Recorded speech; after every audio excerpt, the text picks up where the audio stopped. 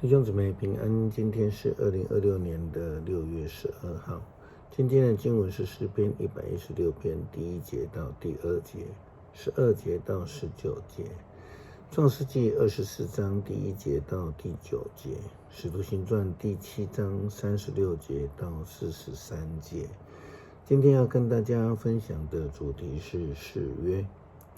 誓约是双方的约定，也成为了彼此托付重要的过程以及依据。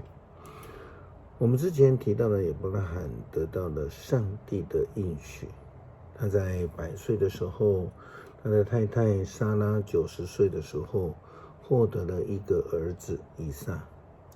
在以撒长大之后，亚伯拉罕就差遣家中资深的管家回到他的家乡，为以撒来娶亲。亚伯拉罕与管家彼此立定誓约。创世纪24章第1节到第9节记载了这一段的故事。这时亚伯拉罕已经老迈，他一生所做的事都蒙上主赐福。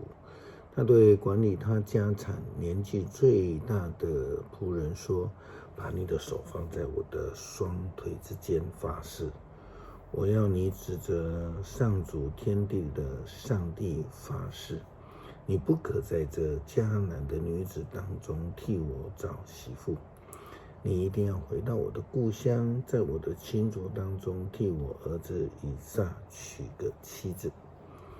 但是那仆人说：女子若不愿意离开本家跟我到这地方，怎么办呢？我该带你的儿子回故乡去吗？亚伯拉罕说：绝对不可把我的儿子带回去那个地方。